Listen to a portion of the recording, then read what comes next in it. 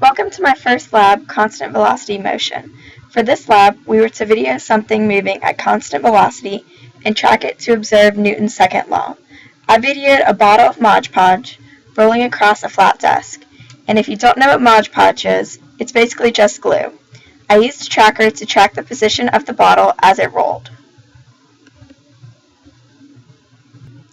Here's the video with the dots used to track the bottle. The dots represent the center of mass as it moves.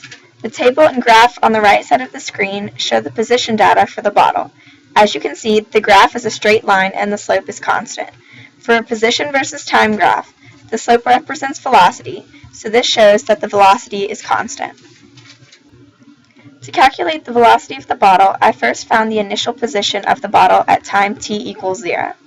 I calculated the initial velocity using the position and time from the first frame and second frame. This equals 0.86 meters per second in the positive x direction. To calculate the average velocity, I used the final position and time to calculate an average velocity of 0.84 meters per second. This is slightly less than the initial velocity, and this may be due to the fact that I began tracking the bottle too soon after releasing it on the desk.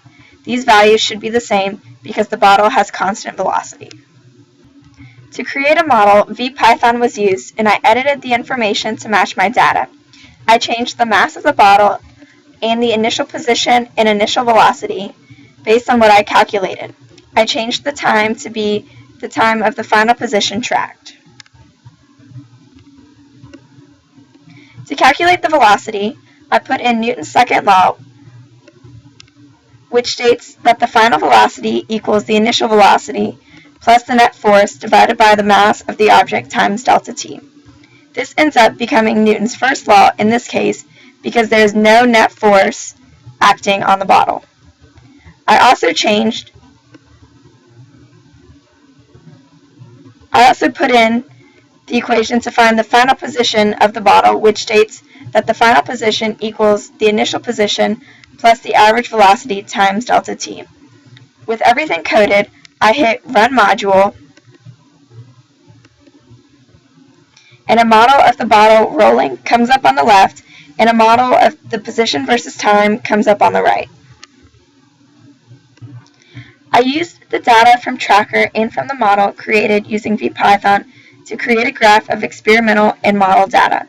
The model data is very similar to the experimental data because they both have the same slope, which means they both have the same constant velocity. The model data shows where the experimental data deviates from a perfectly straight line, and that is caused by my error in not tracking the bottle perfectly in the center for each frame.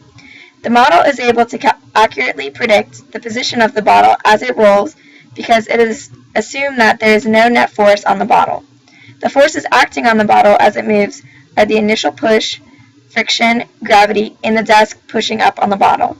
The magnitude of these forces is not known, but they cancel out in order for the bottle to have no net force and for the velocity to remain constant. When I analyzed my video in Tracker, I set the origin at the initial center of the bottle, and the bottle rolled in the positive x direction with a positive velocity. If I had flipped the axes and had the bottle moving in the negative x direction, the velocity would have been negative. In conclusion, the experiment and the data correctly represent the momentum principle and Newton's second law because the final velocity equals the initial velocity because the net force is 0. Newton's second law can be rewritten as the momentum principle, which in this case would be 0 because there is no change in momentum since the net force is 0.